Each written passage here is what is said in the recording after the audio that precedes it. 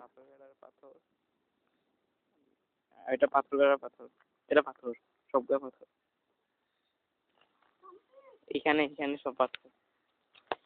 এই যে এটাকে মানুষ সাথে নিয়ে পাথর কাটা বলিস না।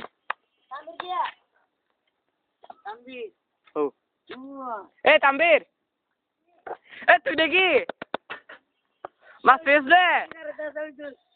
এই দূরে ভিডিও দেবো। এ তাম্বির, এডের গোস্ত ওই ভিডিও দেখ গোস্ত না